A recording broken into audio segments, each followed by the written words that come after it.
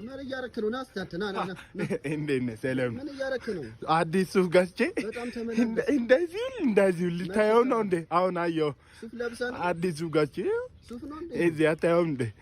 ይገርምሃል። የመቶ ብር ሱፍ ለብሰህ 150? አዎ በጣም መልክ ሰራ። ማላ 150 የት ነው የሚሸጠው? 150 ማሰል ሱፍ። ቦታው ልነግርህ እችላለሁ። እሺ የት ነው? በፊትም እንትን ጋዝ ማዳ የነበረው አሁን ኤምባሲ እየተሰራበት ቦታ አወቀው። አላውቀውም እኔ። አታውቀውም?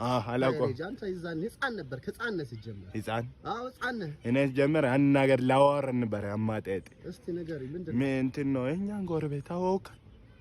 ማነች? አላውቃትም። ሆነች ቤት ሴትዮ አለች። እንደውም 700 ብር ነው ተከራይታ የምትኖረው። ይገርምሃል። ጎረቤት ልወቅ እንዴ? አላውቃትም። አረ እንደውም ልጅ አላት ወልዳ አውላል ልጅ ወልዳላት። እንደውም አታውቃትም? ህፃን ነበርክ አንተ። እዛን ፓይሬት ህፃን ነው አታውቃትም? ምን ፈልገህ ነው?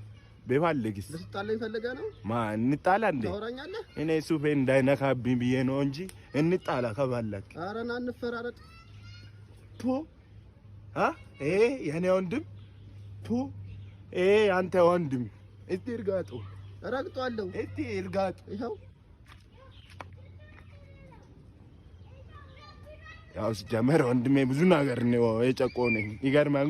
በማርጋጤ ደስተኛ ነኝ። ይገርማል። እንትን ነው ያው በፊት ማታ ስገባ ለምን አማሽ ዱላን ጠዋት ስወጣ ዱላን ለምን እንኳን ረጋት ና አባሪ ና እርጋጡ